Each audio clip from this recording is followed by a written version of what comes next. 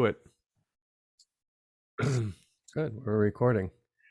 So we started there looking at what was the structure, what was the new structure, because the old structure of the process, the sort of the organizational chart, was no longer applicable to what we were doing.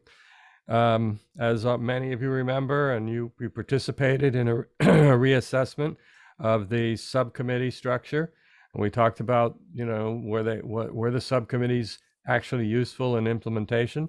Ultimately, we decided to eliminate them, and instead we looked at having a section of the org chart that actually spoke to the issue of project implementation. For a while, we called them implementation teams. At the co-leads level, we had a lot of debate about what that meant. And we reevaluated and said, well, we're not sure they're teams. There may be a team involved, but actually they're projects. And we need to treat them as projects and figure out what that means to us. So we have, you'll see in the latest org chart, we have implementation projects as a section of the chart. We also initiated some advisory groups. We at least one, probably two actually. You may not be aware of both of them, but I think you are aware of the Health Equity Advisory Committee, which kicked off late last summer in the early fall, and has been meeting regularly You have your work call tonight? Has been meeting regularly to figure out exactly what it means to advise this steering committee. What exactly could they do? And you'll hear about that in March. They're pretty ready to come and talk to the steering committee about where they think they fit in. So that's you can look forward to that. After we had an org chart, we had to think about, well, other parts of the founding documents, like the charter, really were still reflective of the early of the plan writing phase. We have a partnering agreement with the Air District. You may be aware of that. That defines our role, our relationship to the district as partners, our roles and responsibilities, and then we take the fundamental components of that and we put it into a charter for the steering committee, and we ask you all to commit to that. We ask the members to commit to that charter.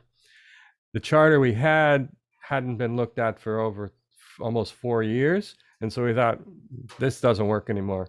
So the team, Beth and Randolph and the co-leads team, really dug into that, looked at what things had changed, how the new structure was reflected, and how the concept of implementation needed to be reflected in the charter.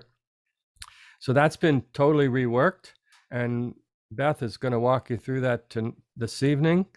And then we thought something we actually didn't have before was really an operational guidance document that said, well, here's how stuff actually happens, right? How does a project get started? How do they report back? Who decides whether a project exists or not? So really focusing on this issue of implementing strategies. And so we're going to offer you our best draft of what we think that looks like.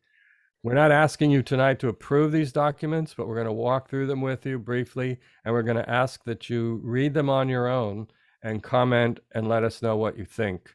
And give us your best perspective. In March, hopefully, we will be able to ask you to give us a thumbs up, and that will be the new charter. And we will ask all of the sitting members, the current members, to sign the charter, and we will expect new members to the steering committee to sign that same charter.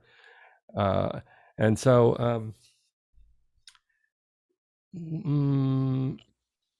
I'll start. I'm happy. Let me just say, I'm really happy at where we're at. I often don't look very happy, but I'm really happy with where we're at, because it's been a long path to sort of restructure and get to where we are. We still have a couple of more steps that we want to bring to you, but these documents we show you tonight are the sort of foundation of how this collaborative can work. We still have to share with you, and is in development, an outreach, public engagement and recruiting plan, which is how we're going to try to bring more community members to the table, because we are very admittedly don't have enough community members on the steering committee. So we haven't forgotten that, but we actually needed to know, what are we asking people to do and commit to before we go out and ask them to come to the table. So I think we're there. I think we know what it looks like. I think we know what it's supposed to do and what their commitment would be. And tonight we'll give you a chance to look at some of that and talk through some of those issues. So I'm going to hand it back to the facilitators. So like Brian said, like, we're just going to go over this briefly. So this is all of your work, right, that you've been doing. This is the operationalization doc with, the purpose. It's really just to provide an outline of the new methods and structures that you've developed through the realignment process, and the chart that Brian referred to. Some of it is going to be familiar, and other elements like the implementation projects are going to be new. And again, the Health Equity Advisory Committee is going to inform the process through a health equity lens. Of course, steering committee is still here. We've added the ad hoc work groups for kind of short term, like time limited, kind of policy related activities. Everything at the bottom will kind of fuel the engagement process and recruit folks for either the steering committee or the implementation projects. And so again, the implementation projects is where, the work is going to happen. Just in terms of the charter, Beth is going to go over the charter document in a moment with the roles, responsibilities, and that. Again, there's the ad hoc groups, short-term, limited scoped, formed at the direction of the steering committee and the co-leads. And here's really where the implementation work happens. We tried to create a document that was very simple to digest, for the broadest group. And so an implementation is an activity or an advocacy initiative that embraces a community-informed equity agenda and accomplishes or has direct relevance to the implementation of the WOCAP strategy. So it could look like conducting a study, collecting data, researching an issue, engaging residents, working to pass a policy, planting, or building something. It's really the action that's important in that. And then there are steps to creating that. Like, if somebody wants to create a project, how does that happen? Like, who can do it and what is the process? And so basically anybody can suggest it, and then there will be a process, that we follow to kind of vet that idea to make sure that it's in alignment with kind of the WOCAP mission and goals. So this is the questionnaire that you're going to be going through a little later. And then there's a little bit of information on the Health Equity Advisory Committee. And I'm also going to put that link into the chat, and so you can read that also and provide us any feedback. So that is the operationalization, and then we are going to go to the charter document. And oh, I'm sorry, that's not what I was wanting to do. Okay. I'm sorry. Who you apologizing? No one missed for that. Okay. And- I and see one- Miss Margaret's Miss hand Margaret? is up. My hand is up that we need to stop, and I asked the members of the steering committee if they have any questions, and then also asking the audience if they have any questions. Okay. Do either steering committees or general public, do you have any initial questions for us? And just for clarity, we sort of burned through a lot of that pretty quickly, my bit and Randolph's bit. Randolph just walked you through the operations document, and then Beth is going to walk you through basically the high level view of the charter, and the two obviously intersect, but not everything in operations is something that people have to commit to as the charter, right? So what you just saw was this operations guidance, and if you have questions about how that might work, you can ask now, or feel free to look it through first. Yeah, and the document link is in the chat also. If there are no other questions, then we'll move to Beth to give an overview of the charter amendments. Any other questions before I start? Okay. So I think maybe Randolph, you could put the link to the new steering committee charter in the chat. I'm going to go over each of the sections and just share like some of the highlights. I'm not going to read every single thing on the slide. You'll have time over the month to read the document. We made it so that you can make comments in it. So you're welcome to do that or email us with comments. So these are the 8 sections of our updated charter. We used the old charter and just updated the text.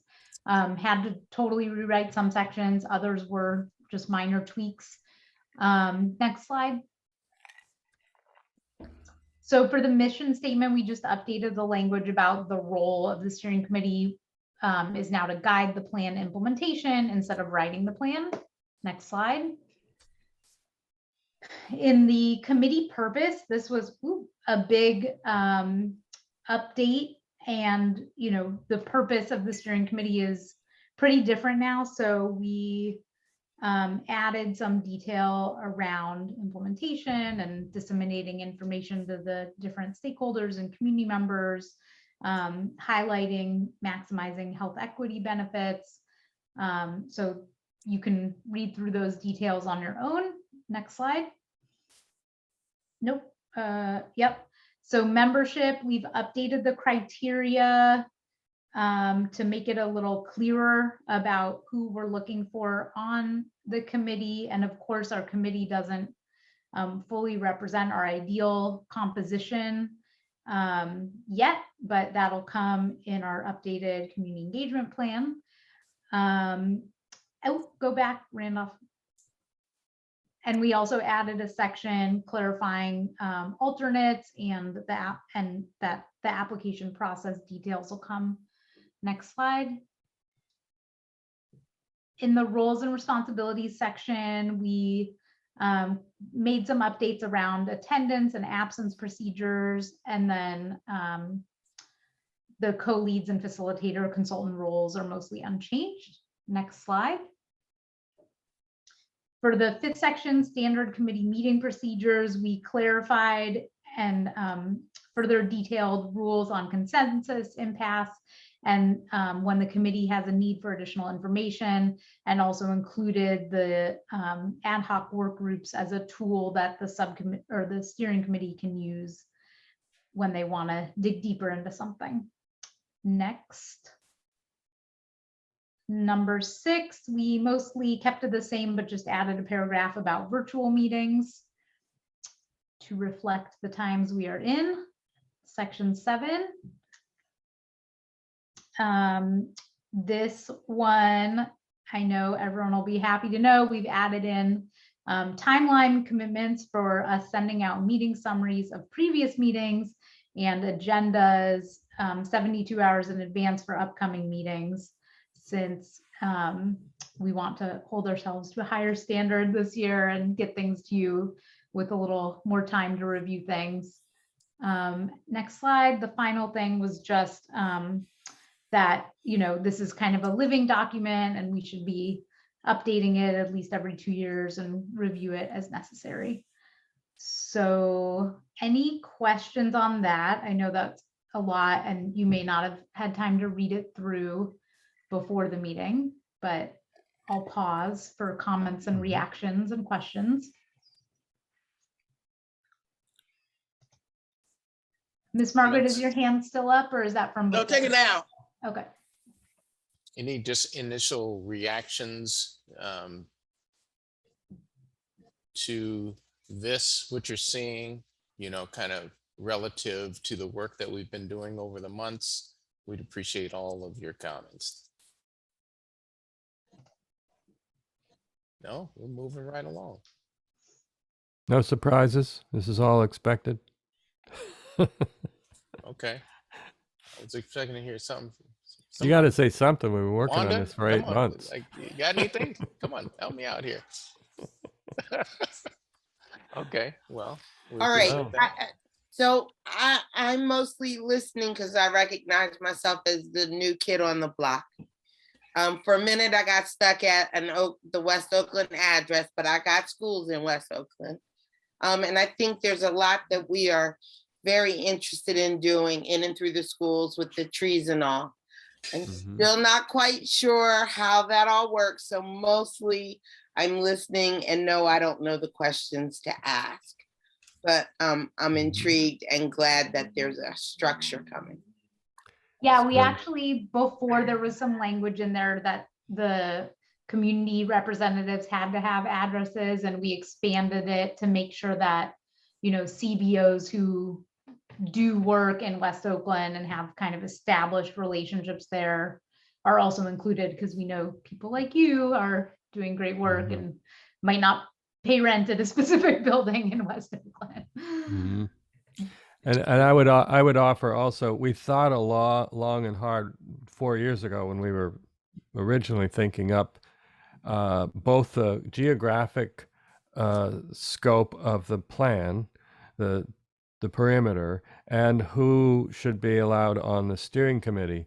And there was a discussion about should the geographic area of the plan should it go over the freeways, should it go downtown, should it include Chinatown, and it was our thinking that if we did that, we would be including very legitimate but too many perspectives, and it would be very difficult to get focused and get down to an end product and that focused on West Oakland. And so once we established basically the boundary was inside the freeways, we said, well, then who has what kind of folks represent the interests of people inside the freeway? And we may not have got it right, but we want you to understand that our intention was to make sure that the voices on the steering committee represent the interests of people inside the freeways. We have had, inquiries from like regional business associations that said, well, we'd like to be on your committee. And we said, well, you're certainly welcome to come as a member of the public, but we don't really feel that you represent the interests of the residents and businesses in West Oakland. And so if you feel we're being too constrained, we welcome that. But we want you to understand why we put constraints on membership. And we have a few hands up. I think David's hand was first and then Yes. Charles. David? I just wanted to make the point that, we're getting to a point where maybe we can start to gather in person again, which I really look forward to. And I just want to make sure these documents make plenty of room for Miss Margaret's excellent cooking. I don't think you can stop that. Love it. Charles? Hello, everybody.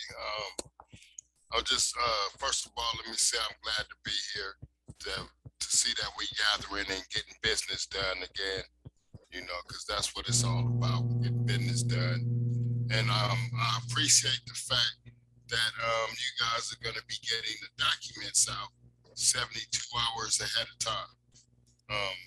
For most of us who have other jobs, we have to, kind of spread ourselves thin sometimes. So getting it to us ahead of time give us a chance to put it into our schedule.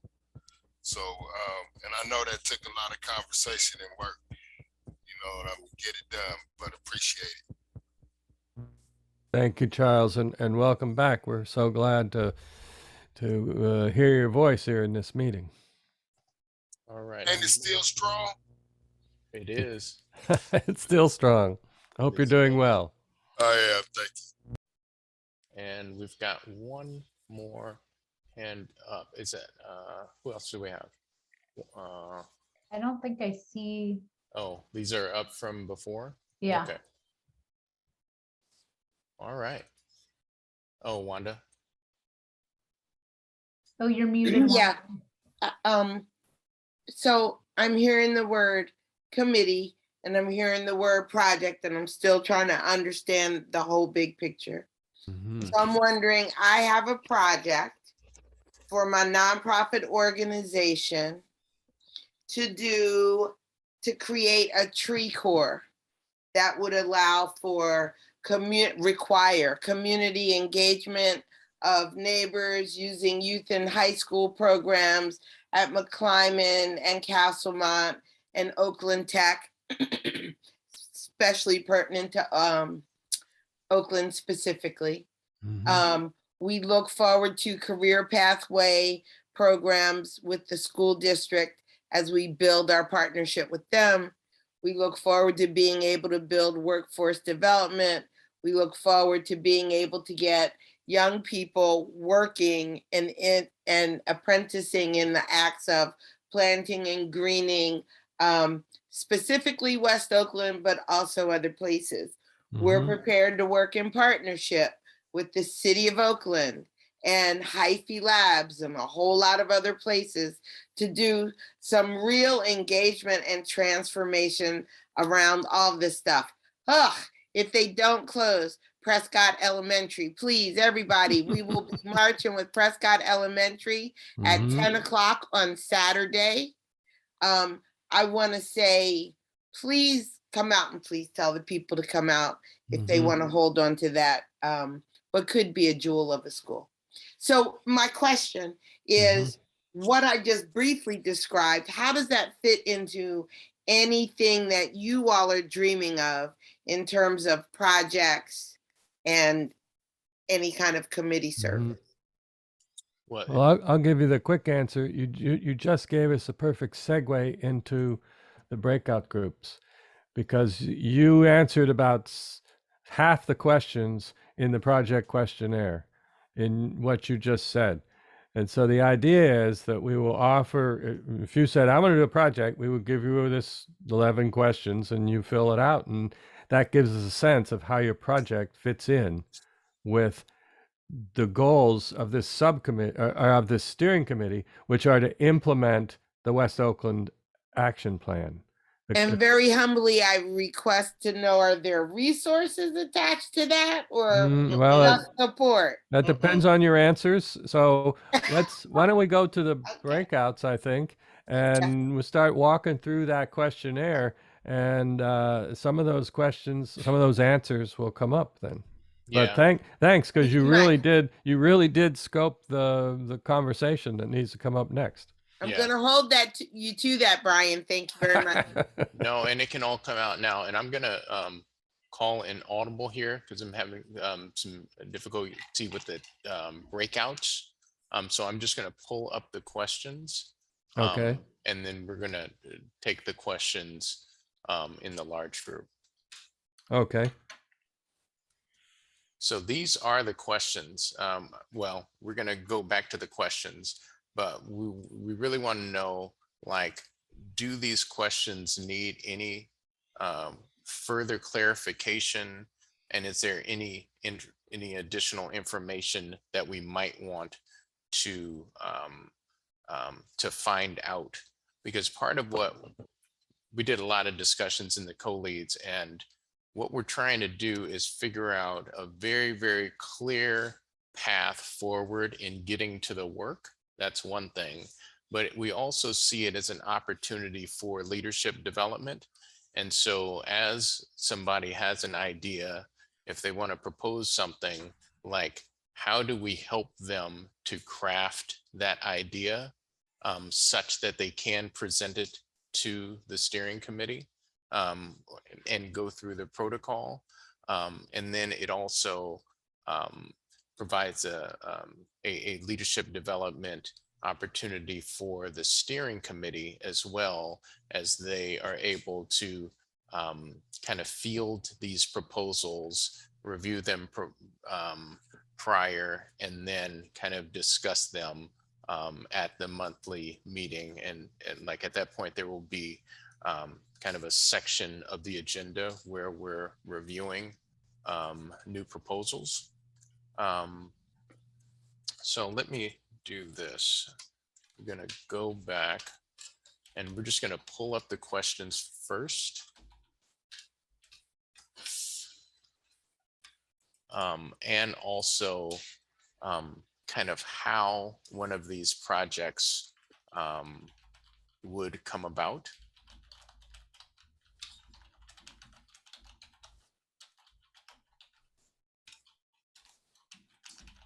So the initial step for a person, a group, or an agency, again, anybody who has an idea can propose an implementation project. So they would submit that to the WOCAP project manager, that would be Nicole, or to the co-leads, or at a steering committee meeting, or to the steering committee.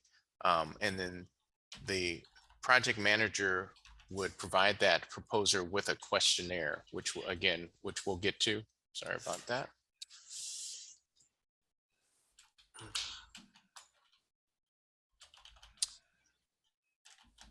While you may not have all of the details of the project that you want to propose, we're trying to craft these questions such that it will tease out the idea in detail of how it is aligned with the mission and goals of the WOCAP.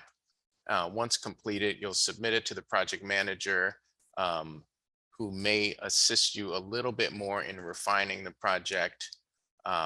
It will then go, it will get agendized at the steering committee. The steering committee will review the proposals prior to the meeting, may provide additional suggestions at that time, and then discuss at the new project sessions of the meeting. At that point, here's another part of the discussion. Brian was clear that we didn't want to be kind of the arbiters, like saying, yes, you can or cannot, do this project. That wasn't really the goal. The goal was really to help to foster these ideas.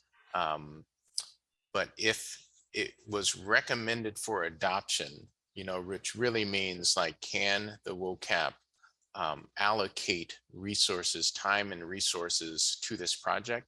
If it is recommended for adoption, the project sponsor will provide regular updates on the activities to the WOCAP steering committee. And then it's really the steering committee's goal to monitor the process and the progress of the implementation, as well as its alignment, its ongoing alignment with the goals and mission. The last thing there, there really are no limitations on the number of projects that can happen, as long as they're sufficiently resourced and aligned. So here are the questions, and I'll make them a little bit larger for us.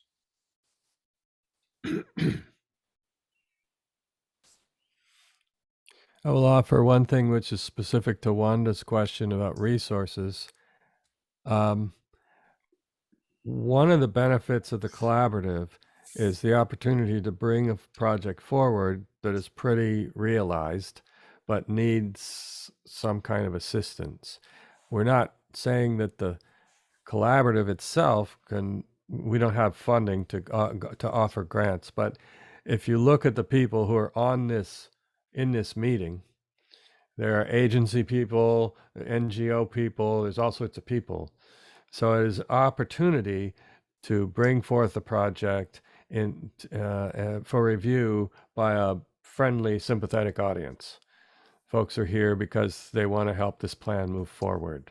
And so that's something we hope happens, right? Okay, so here are the questions.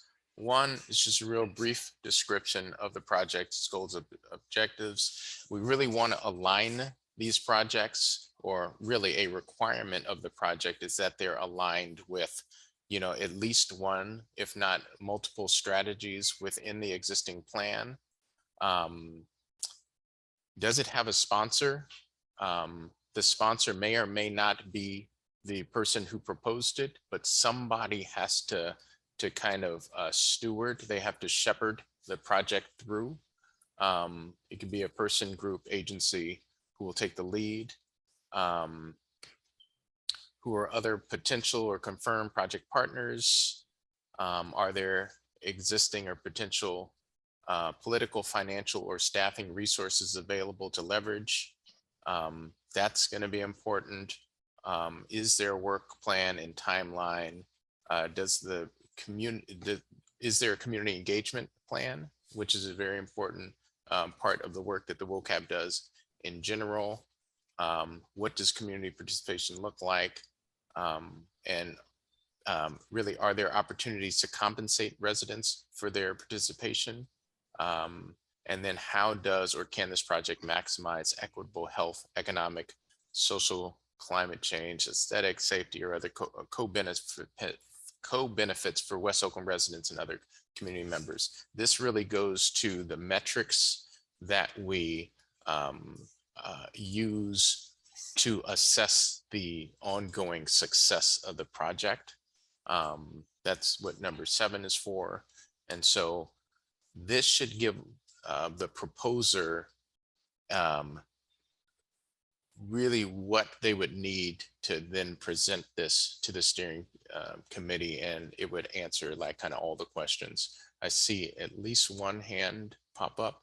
So let's take the one question before we kind of dig into response to the questionnaire. Charles. Okay, one of the things I recognize for a long time since I've been a part of this is that there is a workforce development aspect to it that hasn't been properly dealt with or realized. I don't believe, and so that's the workforce development. So, for instance, if I came up with a workforce development project that included hiring young people, or should I say, or reentry community members, to we train them to pick up the cars, the cars that sit up on every single street in every neighborhood in Oakland, and they take it to a salvage yard. And that's what we train them to do. Like, we teach them to learn how to drive the tow truck, to pick it up and take it to the salvage yard so that we create a salvage type of project. So would there be people that would help me develop that so that we can move forward and do that? Because one of the things I think we really need to do is start genuine community engagement by having the community involved in cleaning up their neighborhoods, and realizing that this is an opportunity for them to have a job that we know in Oakland with the white people drive. And this ain't for nobody to be laughing at me, but that there's a lot of cars that need to get picked up, and it can be part of a beautification project where the city of Oakland is now engaged in that, and we can receive grants for that. So, Beth, I'm sorry. I can respond to that, Charles. I think the key thing in what you're asking is question number 2. So we have to remember that all of this work has to be tied to strategies in the West Oakland Community Action Plan, which is an air quality plan.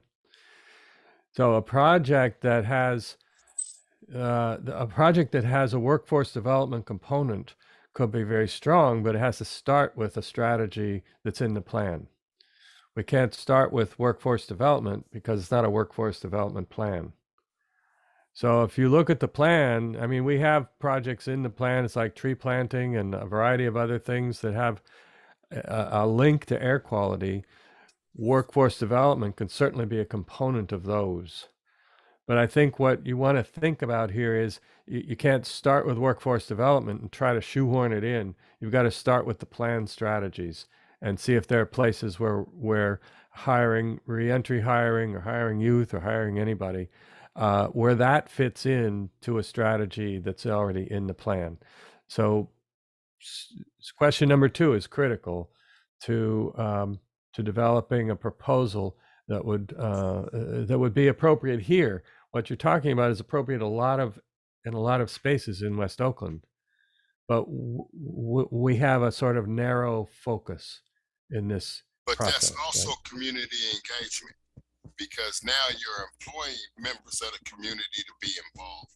Mm-hmm. And that's going to spread to your ability to reach more people. And we got 31 people on this call. And I remember when we used to have a lot more. And so community, we have to think outside the box now when it comes to how important community engagement is and how we can use it within the strategies. And I'm pretty sure that's one of the strategies. Well, community engagement, if you find a strategy that says our strategy is to engage the community in any way possible, you're in there. I'm not sure there's a strategy like that in the plan, but if you find one, then that would be your answer to that question. But that's the core here. We have to remember what this plan is for and what this steering committee's job is. And it is not to do everything possible in West Oakland, because that just makes it that makes it impossible, right, for us to do anything. There's nothing about what you're suggesting that I wouldn't say is a virtuous project. Whether it can be housed inside this air plan is a different question. And so that's probably something that we would want to have a conversation about once you had filled out the questionnaire, right? And if this plan can't support it, all these people are certainly here to see if we can direct you to somewhere that project can live, right? Yeah, and I'm sorry, like there was one more question. How will or can this project improve air quality or reduce exposure to air pollution in West Oakland? And so again, community engagement, and we talked a lot about this. Community engagement isn't one of the strategies. It's like kind of an overarching, it's like embedded in everything. But it was also why we said, like, we can't say, no, don't do that, because it is a virtuous project. But can we incorporate it into the work of the WOCAP as we try to address, kind of one of the existing strategies, and that, and in that way it would have to be aligned. Do we have any other questions? I just want to respond to Charles. I think, in the case like a project like that, I think we would probably encourage you to fill out the questionnaire as best you can. And then Nicole and I would set up a meeting with you, and we would try and work with you to figure out, can we find an air quality improvement component to this project? Mm-hmm. And maybe there's a way to expand your really, creative, great concept to figure out a way so that it is improving air quality in West Oakland. Mm-hmm. I would offer additionally, the plan is a living document. It has obviously dedicated to air quality, but we had never considered at the time the plan was being written the impact of abandoned cars being burned in the neighborhood. This is a factor. I've had cars burned on the street practically in front of my house. It's a real thing. It's an air quality issue. And so that's why this questionnaire is good, because it allows people to bring projects that we might not have thought of before, but actually do belong in the air quality space in West Oakland. Times change, things occur, right? There are new factors in air quality. Tragically, camps for the unhoused catch fire. There are fires that burn, houses burn. There are all sorts of things that we didn't really consider at the time we were writing this almost 4 years ago. So that's why no one can say offhand if a new idea is not applicable. This is the purpose of the questionnaire, so that staff can work with potential project sponsors to say, does that fit? Can we get it to fit? Can we bring it to the steering committee? Can we use this forum to raise public awareness and maybe find more resources? So I won't go on and on, but it does, Charles, your proposal does reflect the need for this body to for the steering committee and the co-chairs and everybody involved to reflect on the changing face of air quality impacts in the community. And so we would really want to talk about that and walk through with you how it fits, right?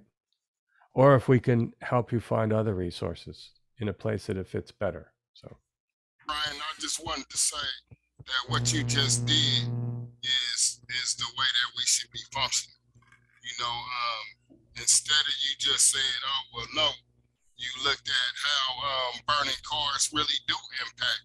I mean, they have a big old gigantic thing about air quality and burning. But they don't say nothing about all them burnt out cars and stuff. And so, those are some of the ways that we need to be thinking outside of the box when it comes to how we move forward. And then we can create those opportunities for, like anybody who went on that tour of Wood Street saw that apocalypse of burnt out cars and rusting cars that was the home of pestilence and everything else now. And so those are ways that we should be thinking about how can we help reduce air quality and change the environment at the same time. Instead of reacting to the environment changing, we can actually change it. That's what our jobs are. Sure, yeah. So this is exactly your thoughts here. Exactly why we wanted to create this questionnaire. Right. So that we have a structure for thinking through ideas, old and new and current, right? So we have a structure to that, and we're not just reacting, we're thoughtfully addressing it. Yeah, and the way we talked about it, it was like creating the framework so we could workshop these ideas, right? And so based on that, we need to, based on these questions that are in this draft, we have to figure out, is this the right set of questions for us to get that initial, the initial information or the, really the kernel at the center of these proposals for us to then workshop them in a way that they will be the strongest. So again, looking at these questions, is there anything that could be clearer, right? That's one thing. Could these questions be more clear? And then at some point, I'm going to go back. Is there any clarity that we can build, any additional clarity in the process of how one of these projects kind of makes it through the process? So let's start with the questions first. Is there anything that could be more clear in the questions.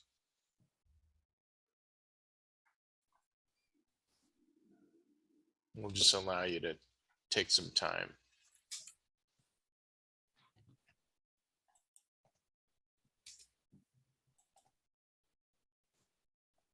Of course, we're down to 8 questions. We didn't want 20 questions, right? We wanted, 8 to 10-ish questions. And so have we captured it in this, or do we need a couple more, or do we need a couple less? Colin? Thank you. I think, thank you for this work. I think it's great to see that the WOCAP implementation can be a changing process. I would be interested in adding to number 2, some kind of way to look at tracking progress of other projects, because there's a lot of work already on the table right now. And I think it'd be great to have folks just kind of check in where things are at with other agencies and groups that are working on different parts of implementation. Okay, hold on just a second. I'm gonna do this. So Colin, you're asking, it's a question of awareness, I think, if I understand you correctly. That's right. Is the project sponsor aware of other things that might be taking place around a specific issue? Is that the Exactly, question? just so we're not duplicating work. Right. Gotcha. It's a great question, because I think it ties to another piece of this work we're trying to pull together, which is a project tracking tool, which shows all the projects that are all the strategies that are active that someone's working on, the ones that are inactive, the ones that are completed. And it's kind of a dashboard, but it's pretty complicated at this point to try to do it with 89 strategies. But we're working on that, and I think that would be, if we can pull it together, I think it will be a great tool to help people understand what you are saying, which is somebody already working on the thing that I'm interested in? And one more time, is the project sponsor aware of other projects addressing similar issues? Is that I think the that's question? Well, Colin Or can say, but rather than that, like, has the applicant viewed the tracking document that you're referring to? Oh, okay. that'd be good. That sort of leaps forward to Yeah, have that's a good we one. completed a tracking document? But I think it's a perfect question, right? Right. It's like, what do you got to work with before you come to the table, right? What have we told you about what's going on? It's a very important piece of the public information in this big elaborate air plan, right? And Don't mean to rush the other work, but yeah, that'd be great. No, we're actually working on it, and we may ask you for input on that document, or to help us, on a semi-annual basis, keep it up to date. That's going to be an important process, because it's complicated, and there are a lot of stakeholders who are doing work, and we have to get a process by which we pull that information to a central place, and we can keep this tracking document up to date. And we will eventually post that on our website. People will be able to go and see exactly what's happening, who's doing what projects are active, what projects need sponsors, that kind of thing, right? So you hit on a key thing that we have to continue to work on. Shayna? I think Charles was ahead of me. Oh, I'm sorry. Brother Charles? And as we're hearing from Charles, let's put some more specificity to your question around workforce, because I put that on there. I was just gonna say, we haven't heard from you, Gina. I don't want to be hogging the stage from nobody. Go ahead. Let's see what you got to say. You're very kind. So I love all of this work and just want to echo everybody's thanks. The suggestion that Colin just made about, you know, putting the onus on the proposer to say, do you know about anything that this might be redundant with or that you could combine forces with? I think it's a wonderful idea. What keeps on nagging at me is something about project readiness. And I don't want to be like one of those terrible, you know, federal or state programs that says, you know, a project must be shovel ready. But I think that for the sake of considering it, it would be good to know where the project is on the spectrum of a great idea and, you know, trying to drum up support to this is ready to go. And we just, you know, we really want the WOCAP team and, you know, WOCAP, you know, energy behind it. Just knowing that would be good. A lot of these questions do get at that. I'm just wondering if there, you know, if there could be maybe another question or something that said, you know, just getting at, is there anything else about project readiness that, you know, would help the group to understand where this stands? Like, is it building on other existing work? Or, you know, does it fit into something else? Have any parts of it already started? Mhm. I don't know if that makes sense. Yeah. Go ahead, Beth. Well, I was just gonna say, I think that while we would love projects that are like ready to go, have their staffing and funding figured out and their teams and their engagement done, we might want to ask a question that says like, here's like a spectrum of different project readiness levels and like, where are you at?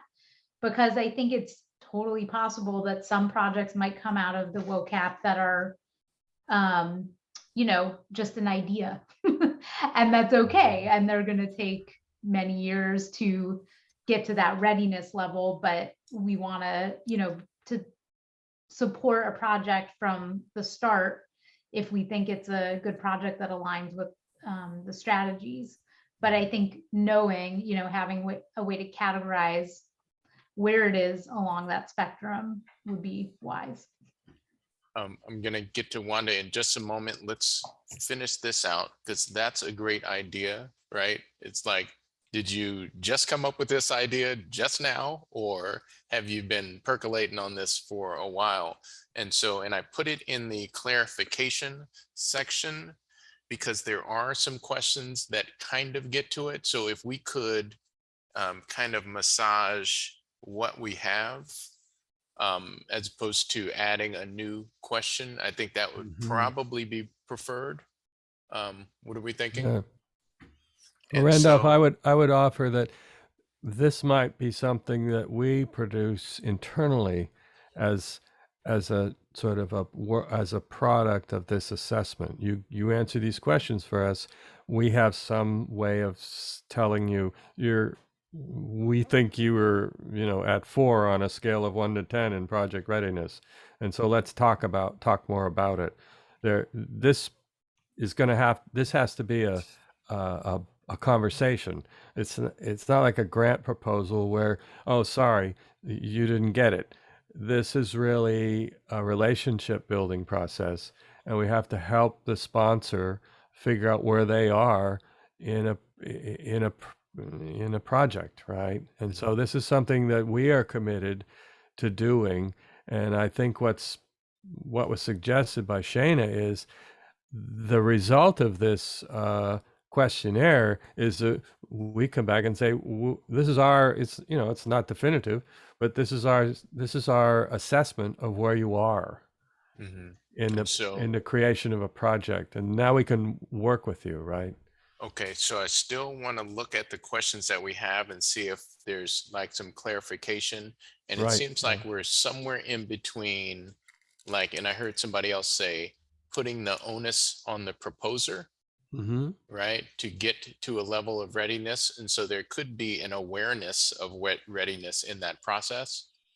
And then what it is that, you know, the project manager would do in workshopping the idea with the proposer. So again, that's WOCAP, that's, you know, technically WOCAP resources. And we wanted to make sure that the proposers, you know, like kind of took kind of responsibility for, again, shepherding that Yeah. the project through. So is there one question that we can kind of tweak, and then we'll get to Wanda, Alicia, and Nicole? So is there one question here that we can tweak just a little bit to address some of what we're saying? What I was trying to say, Randolph, is rather than adding a question that is laid on the sponsor, we're asking all the questions that suggest project readiness. We should tell them how ready they are. We're the professionals in project development and readiness. We should offer them an assessment of how ready they are. Now there's an opportunity to have a conversation. We shouldn't keep asking the sponsor, are you ready? Tell us how ready you are. All these questions reflect readiness. Yeah. And I'm guessing we'll have more of this conversation in co-leads, because we Yeah, have to yeah, figure yeah, out what yeah, I think that so. process and protocol look like, that one. So let's go Wanda. Yeah, in answer to your question in part, first of all, whoa, thank you, Brian. I wish the foundations I write grants for were trying to build relationships with me instead of make me prove myself. But I think some of that is called for.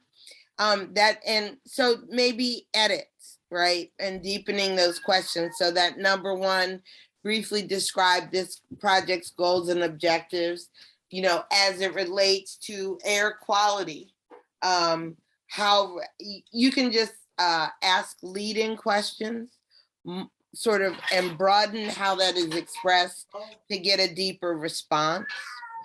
And I must say that question number 3, I think needs a hard edit, a heavy edit around how it's a lot of words.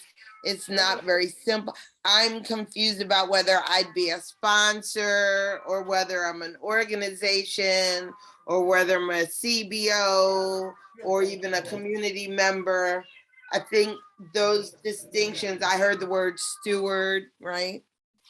So if that were cleaned up a little bit to be clearer for folks like me who have something to propose, that might be helpful. Do you have a word you'd like? Because we really get stuck in our planning group on words, right? Right. I don't know where the word sponsor to me suggests the person who's initiating, but maybe to some people it might mean the people who are putting up the money. That's what it meant to me until Yeah. I understood that's what you meant. Randolph suggested the word proposer, which Yeah. for me as a writer is a clumsy word, but maybe it's the best word. Do you have any Right. thoughts on what that should be? The person who's bringing the project forward? And is it a person? Is it an org? Like Well, I mean, yeah, the entity that's saying this is the project and I got these partners and I'm the lead, whatever, and I'm pushing this forward, right? So how do we define that person? And Or entity? How do we find that entity, right? and we bounce back and forth enough. The initiator. The initiator. I like that. That is a good one. That is a good one. I like Between initiator. proposer and sponsor.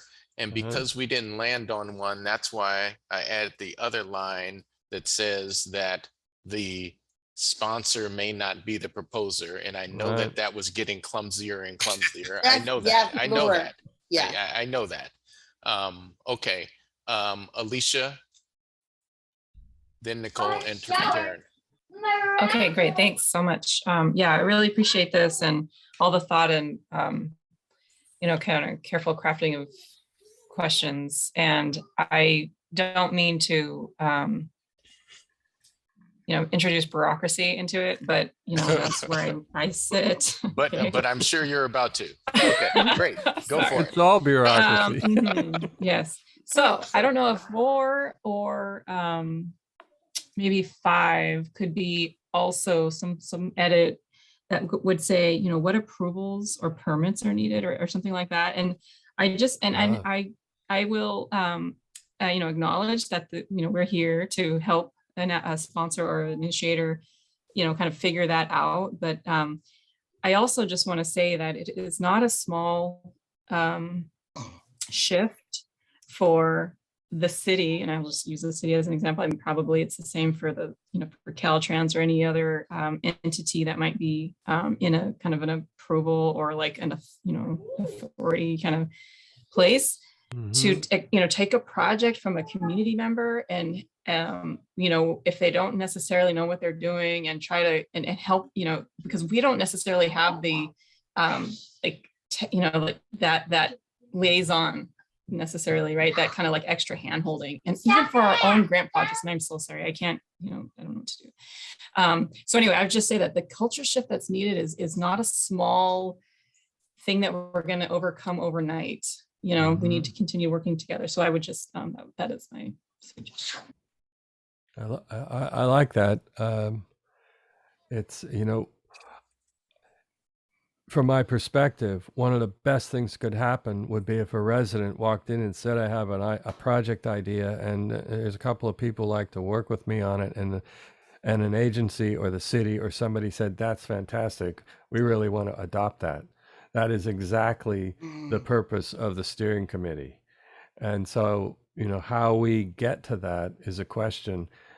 A lot of this to me is about, well, any agency or any of us with a CBO or somebody could answer these questions because we have to answer them all the time. This is essentially the outline of a grant application. But if an individual in the community comes in and says, I really want to do something and it aligns with this, and I have no resources and no people and whatever, can I get this in front of people? We have to help them do this. There's a huge capacity building opportunity here, right? Where we're saying, this is your shot. Come on in. We're going to do what no foundation or anybody else would ever do for you. If you can tell us how this works for you, we will try to get it to work with other people. It's the purpose of a collaborative, right? And so I really appreciate that comment, and Alicia, because it gets to the core of this issue. How do we empower people to bring about change in their neighborhoods? It's not going to be because they just do some anarchist thing, right? It's going to be because all of us come together and help them get it done. So that's really a core question. Thank you for that. Yeah. Thank you for that observation. We've got about 10 minutes before our presentation. Our presenter is going to be on. So let's hear from Nicole. Thanks, Randolph. First plug is I dropped a survey link into the chat box. When you guys get a chance, I'll also email this out. Please fill it out.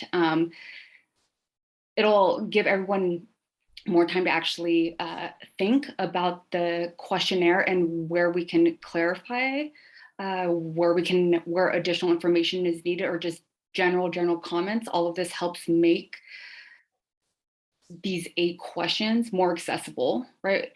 This process, right, for folks who are trying to get their project on the docket, it's not meant to be daunting or a gate closer. So all of your feedback is super important. And again, with the questionnaire, whether or not a sponsor or initiator, whomever is meeting with me or someone else, it's simply a springboard, right? So if they're like super solid with answering questions 1 through 4, but they are might need a little more help with the rest of the questions, right?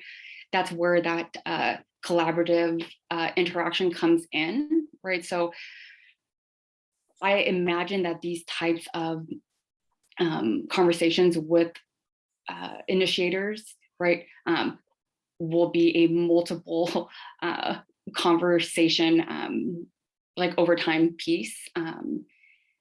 Yeah, so this is a team sport, and any feedback or suggestions that you guys have to make this accessible, right, to folks specifically in West Oakland, and then other organizations is greatly appreciated.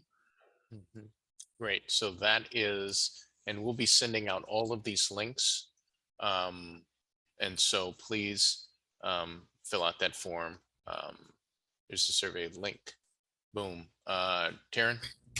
Yes. Thank you, Randolph. I just would like to first reiterate what Miss Margaret always says. and what Bryant just spoke to about the collaborative effort and the collaboration of West Oakland residents. And that is that we have to have language that is easily understandable and written in layman terms. That was one of the major critiques at the AB 617 convening, that all of the community residents said that the survey that they even presented was so technical, it was a graduate level, and they didn't get the responses that they need. So to that point, let's keep it simple. The KISS principle, keep it simple, supporter. Yeah, it's support, yes. Yeah. Secondly, what I don't see, and this goes to Shayna, is the readiness, which is so incredibly important when one is coming to scale. And that is that there isn't anything there. And it's sort of been in the last 3 comments, people are saying, how can a resident who is just a basic person who may be interested, maybe a youth, we may have a youth project, but there isn't anything there saying any kind of technical skill like most of the grants say, or how can we help you? Do you need assistance? Because that's the community, that's the community orientation that we want to create, and we want to create that space where they could come forth and say, hey, I'm interested in planting a tree, and it could be a youth. And lastly, I'd just like to say, with that capacity building, that bringing and creating that space of where people feel that they belong and that they can ask the questions that I often say, and I always highly am held in high regard for the way in which this steering committee and our meetings have been conducted. And that is that this is a great space where people can come and talk and ask questions, and where it can be defined. But if we could definitely insert that KISS principle, but most importantly, allowing people the question of, do they need help with the project? Thanks. All right. Jimmy. Yeah, thanks. I really appreciate what Taryn just said about making this accessible to community members. And thanks, Nicole, for having the survey to fill in some responses point by point. That was really helpful. And I went through and did that just now as we've been talking, and some of the feedback I gave was more directed at questions I think the steering committee should be asking to help ensure projects are successful, to help people that want to propose projects along and to guide them.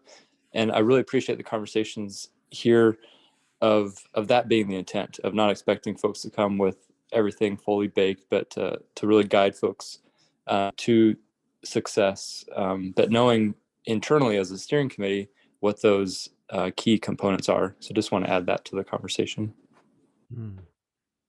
So one more time, tell me where this is. Do we want this to frame this as an additional question?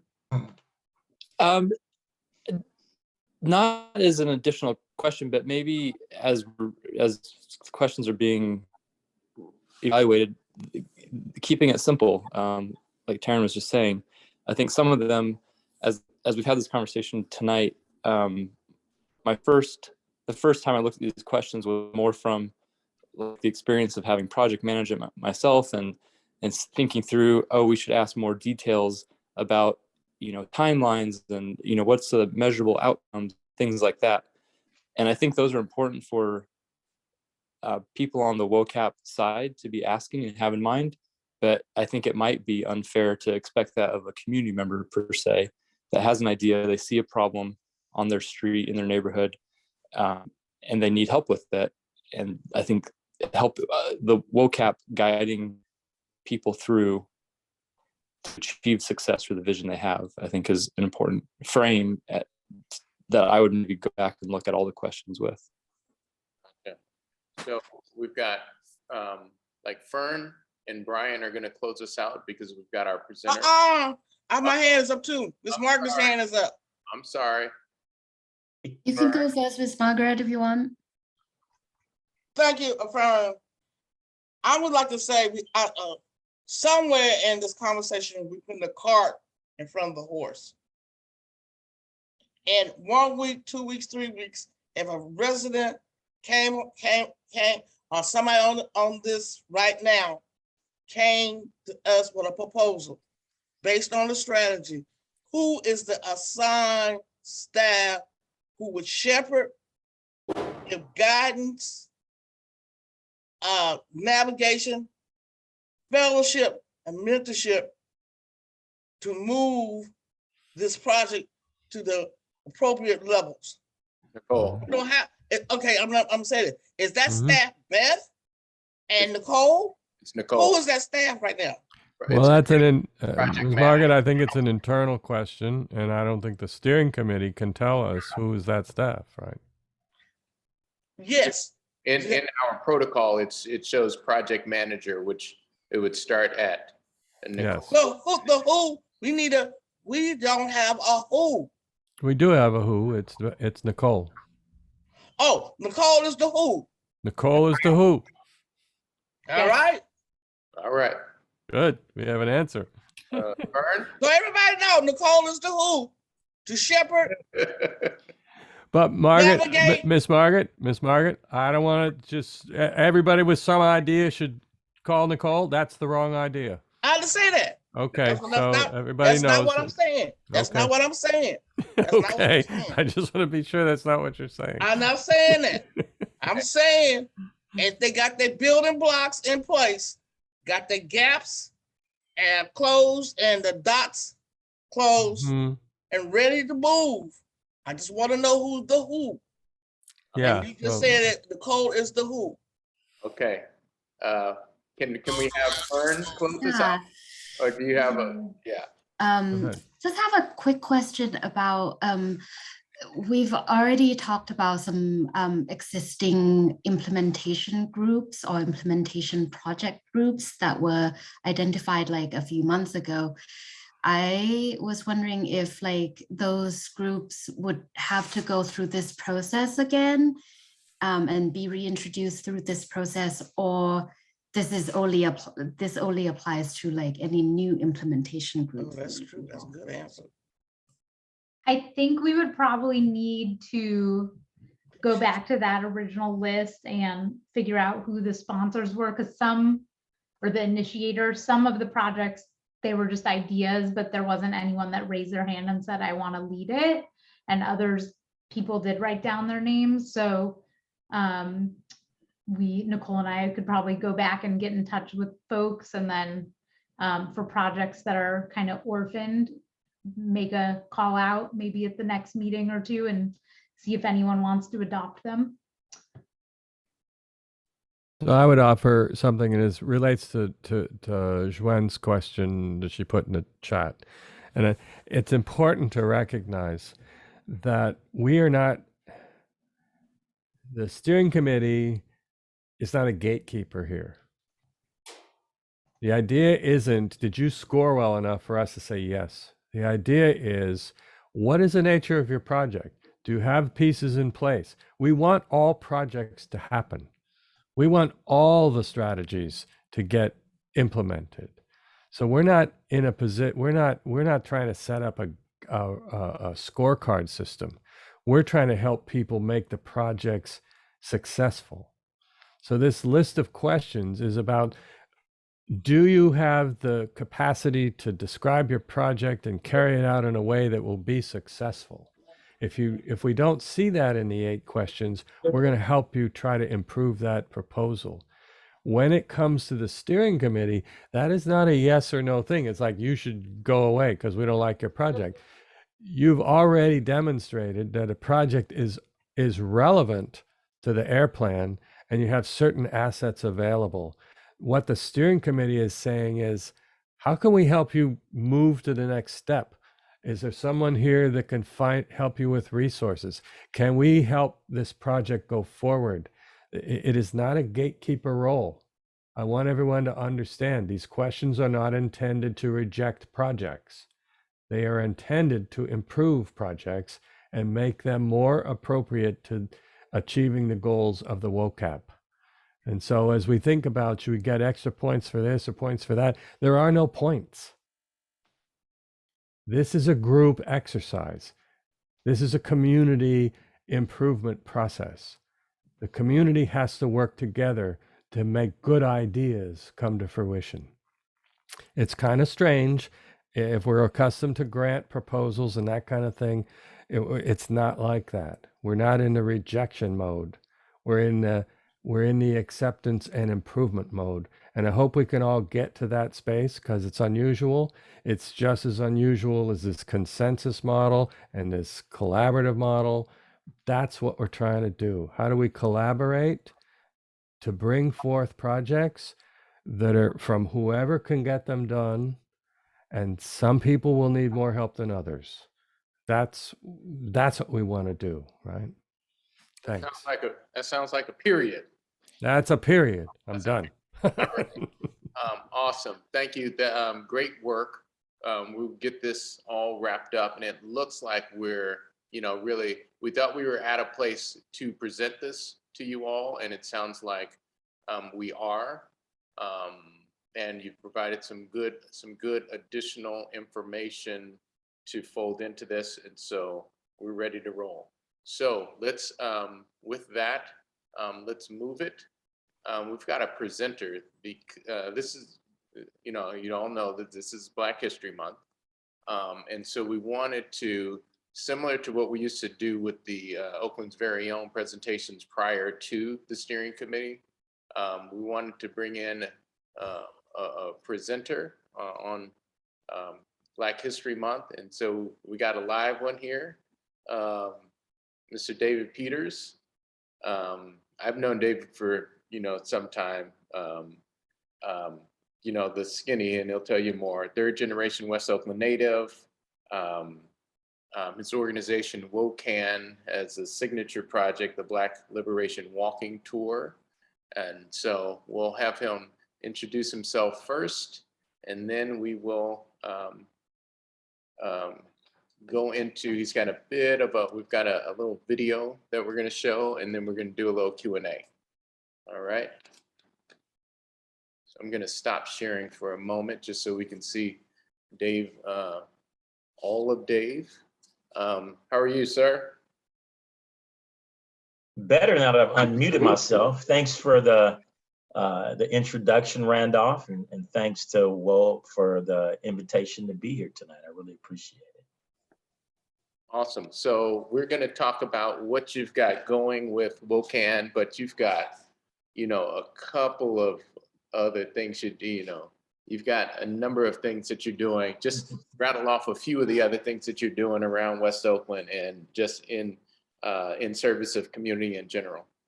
Well, many of those collaborators are here in this room. I see them, participating in the West Oakland Benefits for Equity, which is anchored by WOCAP around the Howard Terminal Community Benefits Agreement discussion.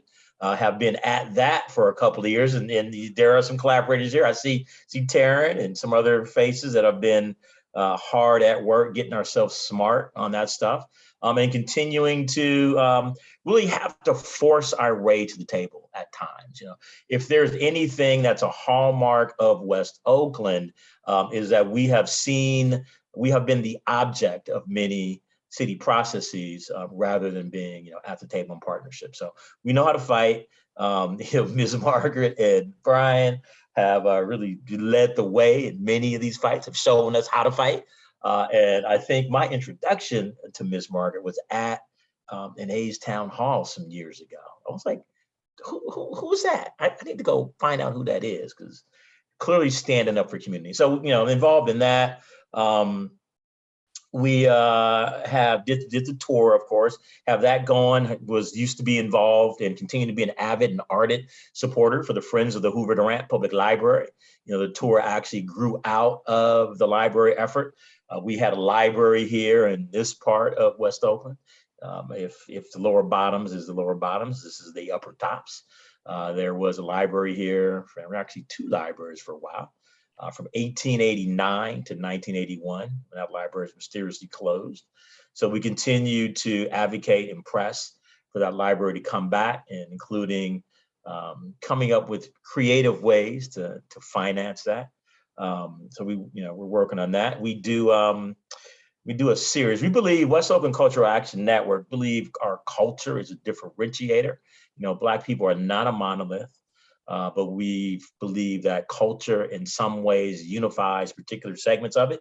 I personally, being the grandchild of rural Black Southern migrants that came here in the 40s, believe that rural Black cultural values are a foundational and elemental part of Oakland's secret sauce. And so we host something called Brown Liquor Fridays, #BLF, where we just want to bring people together.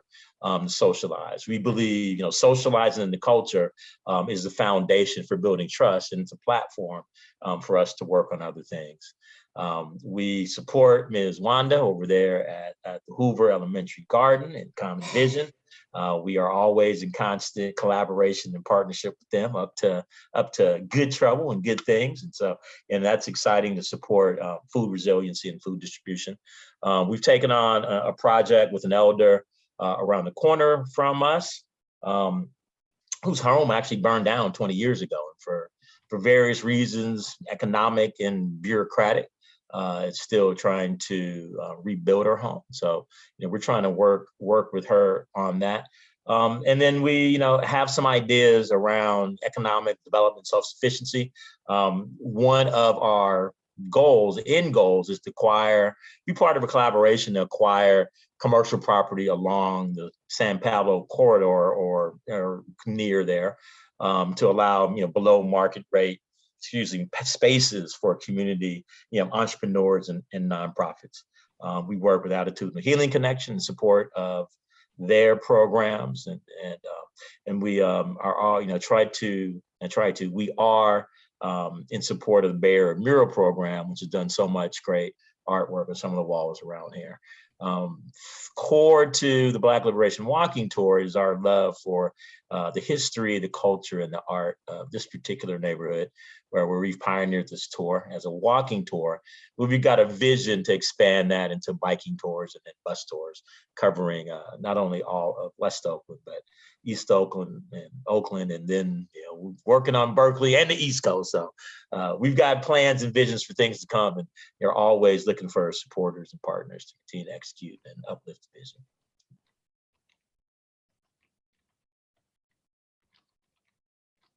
No, I think you removed it. Yeah. And for those of you, if you want to check out a Brown Liquor Friday, that is LIKKA, right? No doubt. Don't spell it wrong or you won't get it. You know what I mean?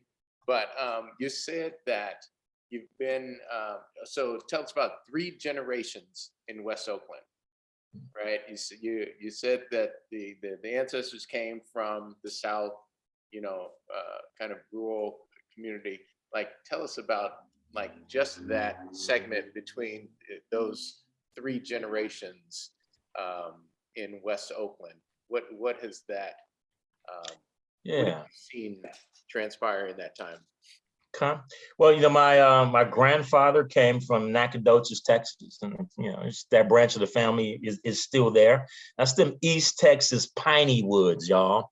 One of the most virulently racist areas in this country then and now. I won't go into that story that many of you probably know about the tragic murder behind a truck some years ago in recent history. Grandmother was from down on the bayou, Franklin, Louisiana. Again, 2 land-owning farming families, right? And so who were independent in that they owned land. And so, coming out of an enslavement experience, being able to actually own property is transformational aspiration. And so they had always had that. They both ended up in Houston in the 20s and in the early 30s and during the Depression. Grandpa went to welding school. Well, the story my mother tells me is that he graduated at the top of his class. But, in the 30s, and it would have been in the 30s, not during the 20s, in the 30s, there's no work for skilled Black laborers in Houston. And so during World War II, him and his brother-in-law heard that there was work for Black folks in the shipyards in Portland. So they jumped into Model T on their way to Portland. There was gas rationing during World War II. So they ran out of gas rationing coupons in Oakland about 1943, and we've been here ever since. Right. And so he stayed here. I mean, they got work, worked in the shipyards. My grandfather was eventually had a long career as a machinist at Grove Valve and Regulator in Emeryville. Actually, it's the facility where Cliff Bar is now. And so many people don't realize that Emeryville was industrial town before it was Baja, San Francisco, and Oakland's retail center. Smokestack, Sherwin-Williams, Paint, U.S. Steel, really, really heavy industry. It was the terminus for one of the railroad lines. So they worked, eventually sent for both of their families, had an apartment over here once the rest of the family came over here on West, right where 580 goes through now. So, grandmother got out here. She was domestic. Yep, there was domestic servants, Black people working for white folks in Oakland in the 40s and the 50s. This is not something that only happened in the South. So they moved to segregated Oakland, settled over here in West Oakland, and immediately, coming out of that rural landowning experience, wanted to buy a house like so many other families that did. Well, there's redlining. There's no mortgage lending available. We were actually here just in Hoover Foster, just on the other side of San Pablo, where, this was an aspirational neighborhood still for Black folks. So when they tried to buy a house, they got turned down, multiple places in the neighborhood, because my grandparents wanted to stay here close to Hoover Elementary, because that's where the kids were going and they liked that school. So since, Grandpa was hard-headed and creative and knew how to squeeze a dime, turn it into a quarter, eventually ended up buying a house, a big old Victorian house, from somewhere down on the other side of San Pablo, moving it over here on an empty lot. Since he couldn't buy an apartment building or a house, he moved his Victorian over here. And my mother tells a story that she saw this big old Victorian, coming down the street and thought she was going to be a fairy tale princess because this thing was ginormous, had a chimney and all these other things. And then, got it finally set up on the lot. And when she had a chance to go in, she said she cried because it was so decrepit on the inside. Well, Grandpa had other ideas. And so instead of living in this big old giant house, chopped it up into a triplex along with his cohort. And so you had a tremendous number of, Black folks that came here to work in this industry during the second Great Migration, primarily, and mostly of them were from Texas, Louisiana, and Arkansas. And so, a lot of those folks were still on this block when I was a kid, was their parents, were the friends of my grandparents. And they set to work on the house, chopped it up, fixed it up, stuccoed it, yada, yada, yada. And my uncle lives in that house now. Eventually and that's the house that I was born in, actually in that house, not in the hospital. Eventually, when San Leandro was developed as a whites only suburb, and mortgage lending incentivized folks to move there, and so we like to use the term white flight. It's bandied about. This is really like white incentivization, right? There's nobody. They didn't flee. It was actually a Mexican and Italian immigrant couple. They're both immigrants, and they were friendly to the family. They made wine and gave it from my grandparents. My uncle talks about sneaking over there, helping them bottle the wine, and then sneaking him some wine, drinking Italian wine. And so they were friendly. These were not people who had racial animus, but with the knowledge that 580 was coming through in the 50s, and then the opportunity to have new construction out in suburban San Leandro at an excellent price, they made a reasonable economic decision and moved out there, despite the fact that the Mexican wife was in violation of the whites only racial covenant on that property. So, but they were able to get there anyway.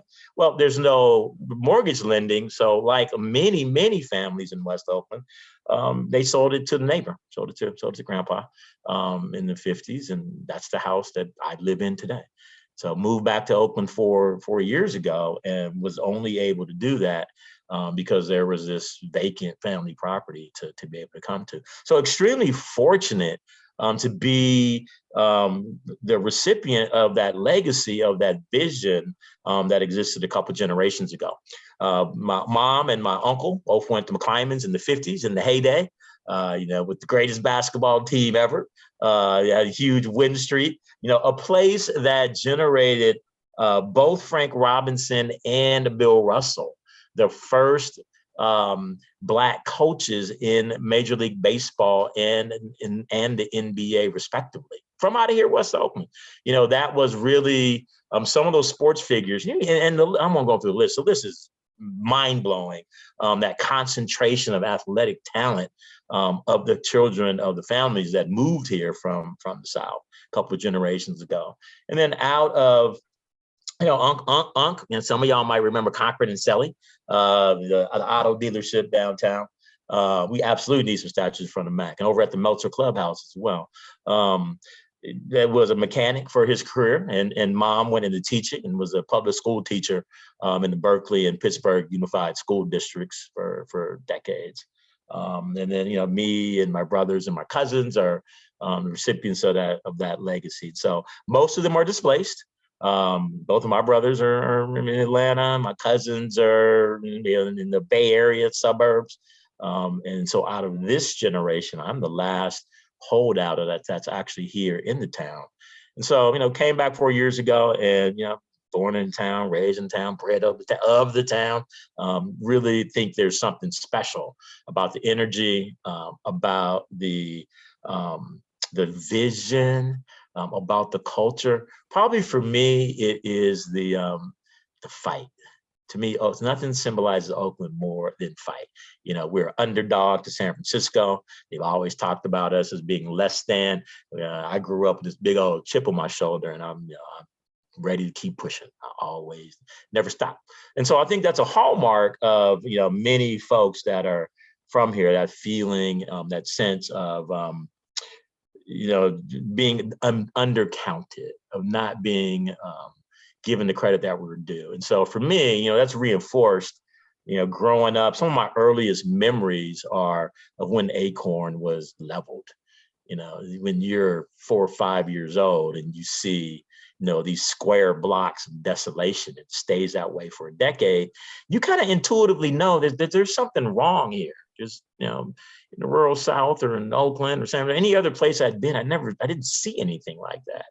And so, this is that internal sense of powerlessness when you know that, hey, this is not happening in other communities. And then hearing at the, growing up at the table where at the kitchen table, from an era where, kids listened and didn't really speak, but hearing stories of, from the grandparents around, difficulties in getting along, and then those stories are having been turned down. And the things around, the freeways coming through, the destruction down in the Acorns, and the community just not being able to have the power to control and direct its destiny. And so you grow up with that, and you realize that it's a struggle. And I think it's the struggle in which I find a lot of meaning. And like all the time that I talk to you, like I get that sense of you, like in that overcomer role, but with extreme pride in your neighborhood, in your city. So we really appreciate that. You've got a little video for us. I'm gonna hop on here, and then we're gonna go back and ask a few questions. So let me start this.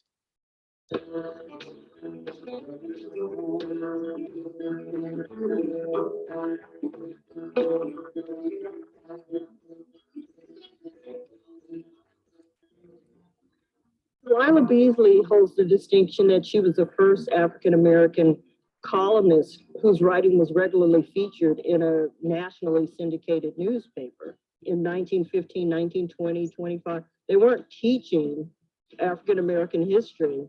So it was really important for her. The party had been looking for a place to meet because every other place where they had met, they were being harassed by the police. So I told them they could meet at St. Augustine's. And then a very catalytic thing happened. After the service, members of the party and members of the congregation just stayed around and started talking to each other. It was Deutsche Bank, and that's who owned the mortgage, and they told us we didn't have no rights because all the people had passed away. I said, no, you know, but from learning, from going to different organizations and doing different things, they taught me certain things about what to do if this situation came. He just said, hey, you don't have to leave. I feel like it's great with this Black Liberation Walking Tour to really just be the visual depiction or even the eye candy of the tour. So, you know, you have the historical sites, you have the houses, you know, like you need some fresh paint, you need some murals that actually depict the story of the Hoover Foster community.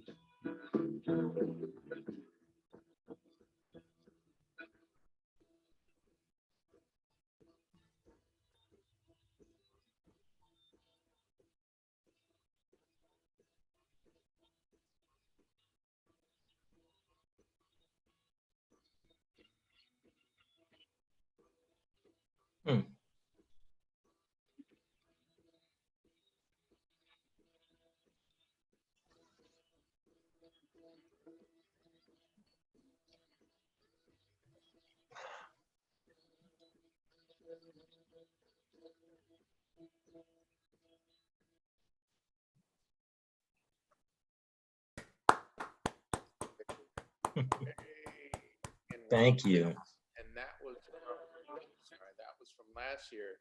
This one is coming up. So let's please. Randolph, we can't hear you. Oh.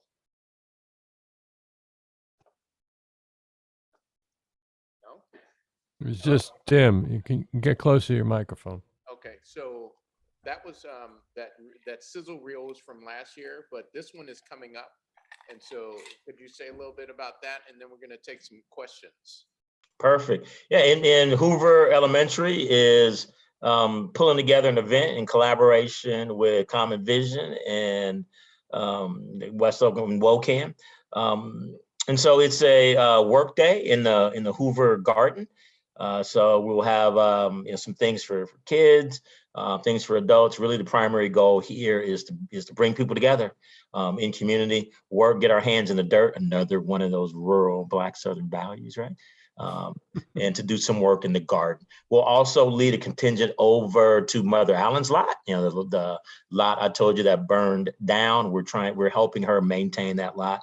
Because you know, if you don't do that, the city wants to fine you. So we're trying to love on her. We want to love on the kids in the garden, and make sure we lift up and treasure these communal hubs and our community elders. I'll throw this in as well. We'll be giving some guided tours. We'll have guided tours every weekend this month, which is rare. The tour is designed as a self-guided experience you can take from your smartphone. But in honor of Black History Month, we'll be giving some guided tours. And then we have some tentative plans to put together a big discussion dinner that might be on the 27th of February, if we can pull that together. More to come. You can stay up to date at www.blwt.org. That's Black Liberation Walking Tour, blwt.org. Great, and that's in the chat there too. Do we have any questions for Dave?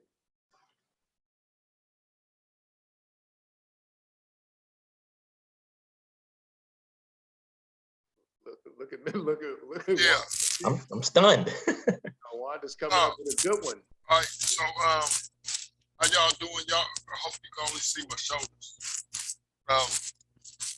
First of all, David, that's my father's name, and I do want to say that, man, I appreciate the revolutionary spirit that you expressed as you shared your story with us. When you said that it wasn't white flight, it was white incentivization, it made me realize that that's the same thing gentrification has been. They put in these buildings that sit up high over everybody else. And, you know, I say they're self-contained hoppers because they had their own little stores, their own little bars. They don't even have to come out and mix with the community.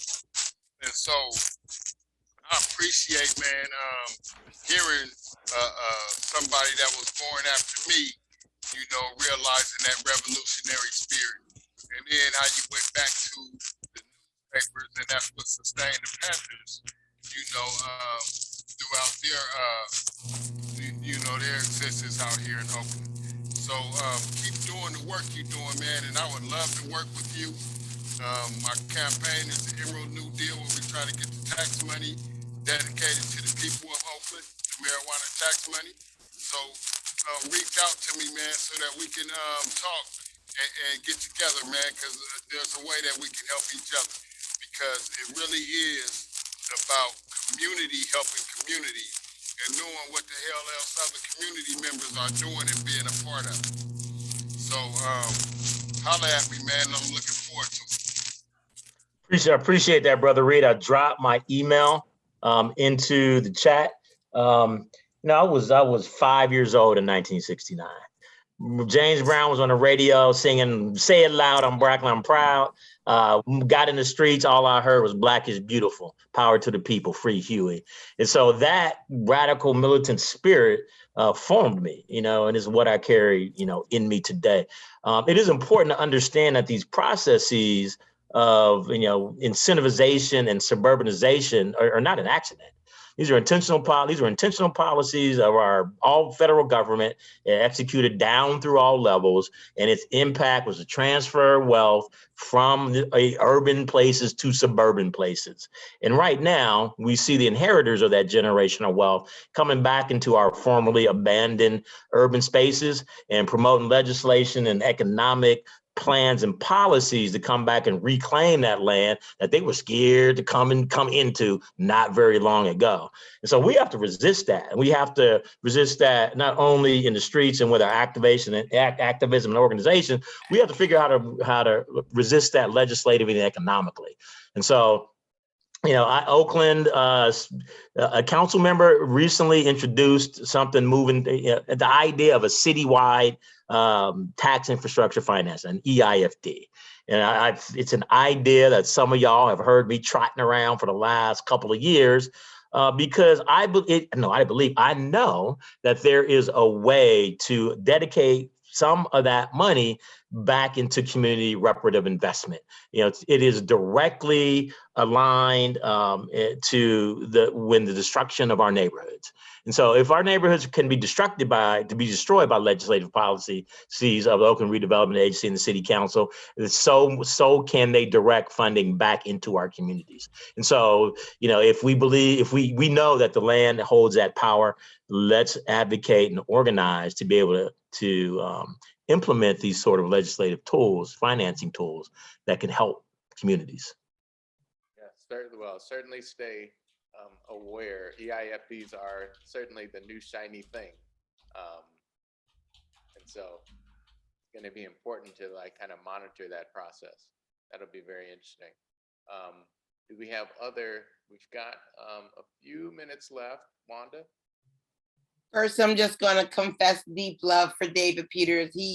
I am only just coming to know David Peters because I'm all late on the West Oakland scene, but I appreciate all you're doing and the stories you tell.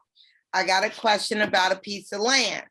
A man came to me and said, a nonprofit could go get that land and do some stuff over there. And it's on 31st Street between West and Market. And it is 1/3 of an acre in the middle of the block. Yeah, I know what you're talking about. Right. Now, apparently it's very toxic, but the people on this call might be the people to help us identify ways to regenerate that soil and bring more open space and or low-cost housing, if that's what we need to the area. And I'd be interested if you remember anything about that space. It was right behind your house. Oh, maybe 2 blocks behind your house. But it's a big old space.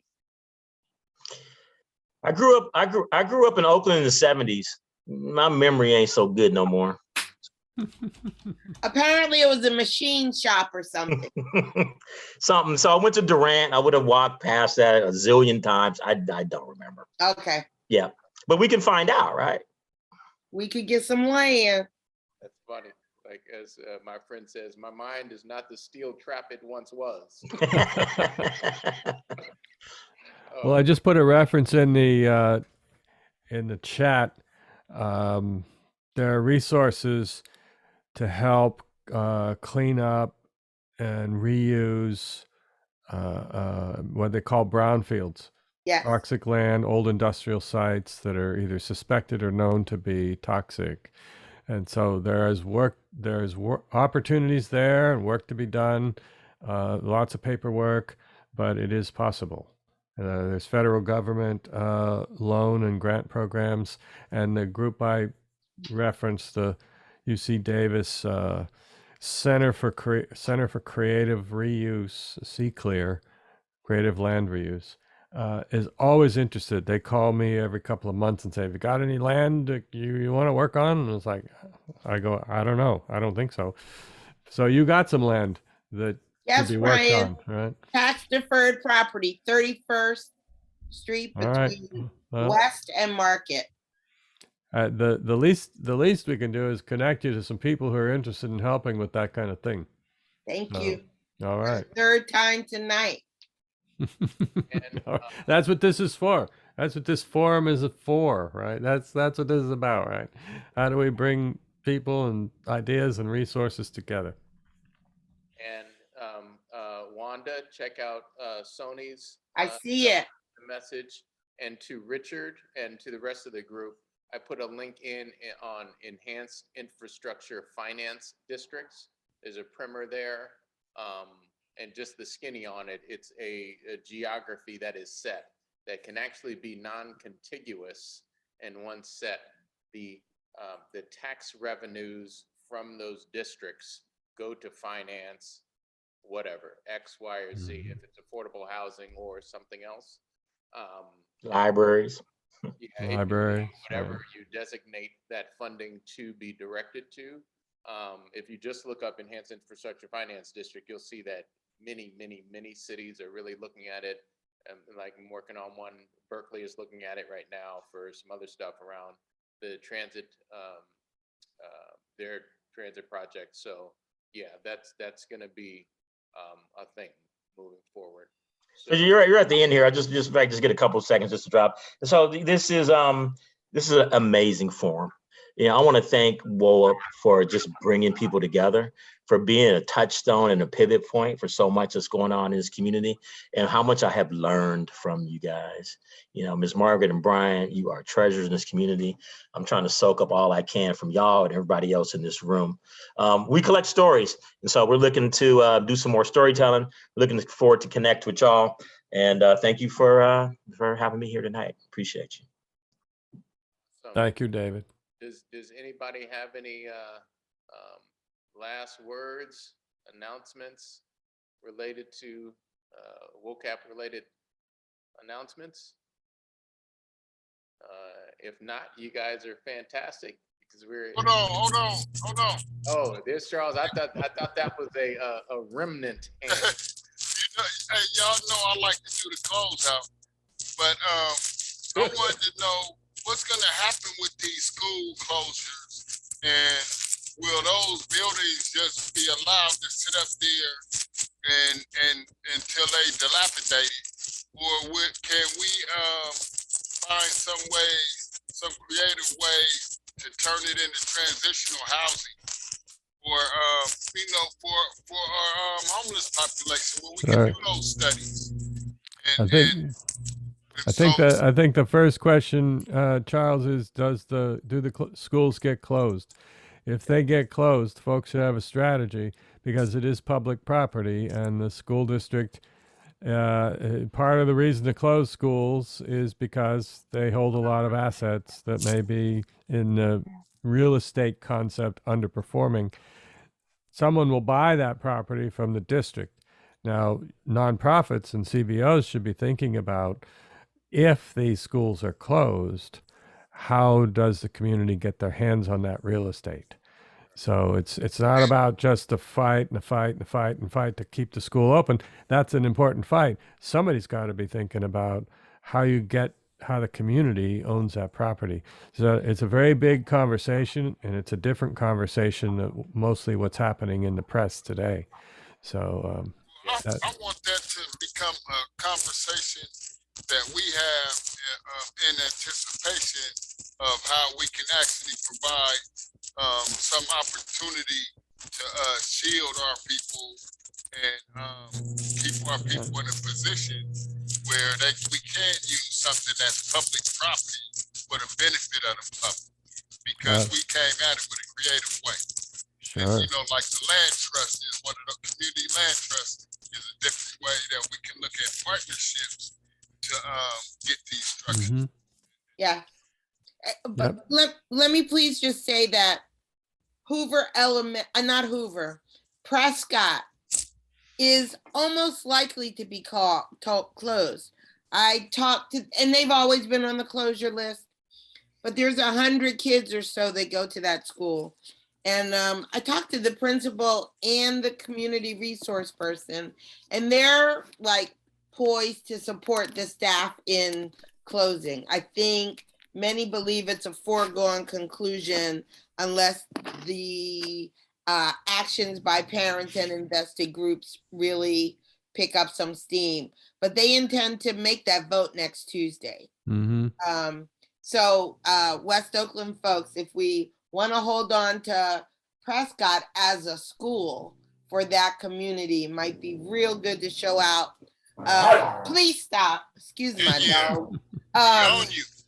Yeah, well, because I've been Zooming all day. But let me just say, it's that Prescott needs you. And today, the people that were making signs to keep this school were white people who were doing good service in the community, and not the community for whom that school serves. And so the more that we can turn out people on Saturday, the better, please. Mm-hmm. All right. All right. There you go. Thank you kindly all. We were on time. You got me three minutes over, but we appreciate all of your time. We'll pull together the information and have that back to you by our new guidelines in 2 weeks. And want to thank Mr. David Peters for his insightful conversation. And we will see you all next month. Thank you, everyone. I want to thank our staff and all our folks for this effort. It takes a lot of work to pull this stuff together and keep it going. So thank you, Randolph. Thank you, Beth. Thank you, Nicole, Miss Margaret, Taryn. That's it for us. Signing off. Hey, it's good to see y'all again. Yay, always good to see you. You just saying that because I'm hurt right now. We expect a lot of you. Get it together. All right.